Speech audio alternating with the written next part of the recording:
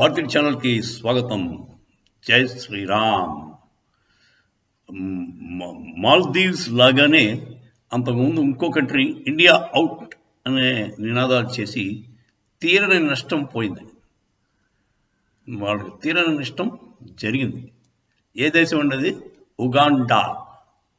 దాంట్లో ఒక రాక్షసుడు పరిపాలన చేశాడు. వాడి పేరు ఇద్ది అమీన్. వాడు నరరూప రాక్షసుడే.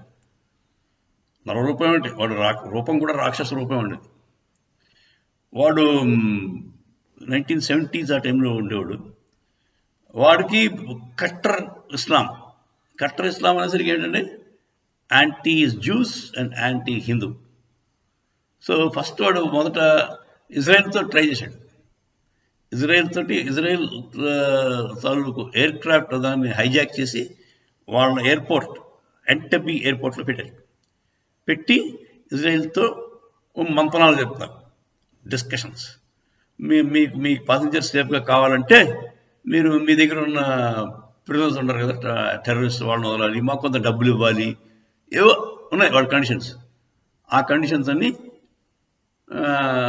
మంత్రాలు చేస్తుండగా ఇజ్రాయెల్ వాడు వాడు డిస్కషన్స్ అని చెప్పి ఒక టీం పంపించాడు.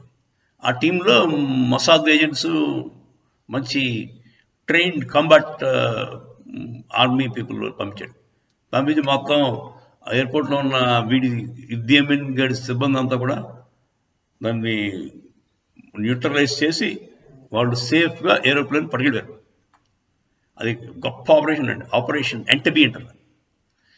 సో ఇజ్రాయెల్తో అలా జరిగింది వాడికి. తర్వాత ఇండియన్స్ ఉన్నారు అక్కడ, గుజరాతీ వాళ్ళు ఎక్కువగా ఉన్నారు. వాళ్ళు వ్యాపారాలు చేసుకునేవారు, వ్యవసాయం చేసుకునేవారు. వాళ్ళందరినీ పంపించాడు బయటికి, అవుట్ అన్నాడు. అసలు ఒక 3 నెలలు టైం ఇచ్చాడు. మన వాళ్ళంతా బయటకు వచ్చారు.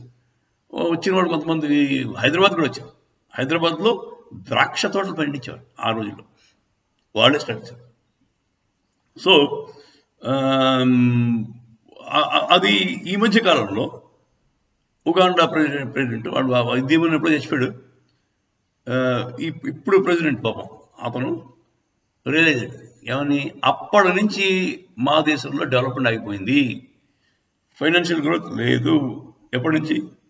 ఎప్పుడైతే మన ఇండియన్ గుజరాతీస్ బయటకు వచ్చారో అప్పటి నుంచి కూడా ఉగాండాలో ఫైనాన్షియల్ గ్రోత్ లేదు, ఏ రకమైన గ్రోత్ లేదు.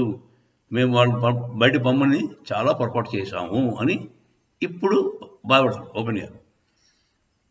సో ఈ మహమ్మద్ మీజు గడికి కూడా పోయే కాలం దాపురించి ఆ కట్టర్బందీ వల్ల against juice, against Israel, against India and Hindus, అది వాడి బాధ.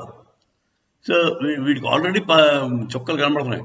మొన్న ఈ మధ్య పాపం ఒక 14 ఏళ్ళ చిన్న కుర్రాడు మెడికల్ ఎమర్జెన్సీ వస్తే వాడిని ఎయిర్ లిఫ్ట్ చేయడానికి మన ఇండియన్ ఎయిర్ క్రాఫ్ట్స్ వాడకూడదని చెప్పి ఆపేసాడు మహమ్మద్ మూజీ. దాంతో కూడా చచ్చిపోయాడు. సో రేపొద్దున వీడి పెళ్ళానికో వీడి పిల్లలకో వస్తే ఏం చేస్తాడో చూడాలి. చైనా పడుతున్నామో చూద్దాం. జై శ్రీరామ్.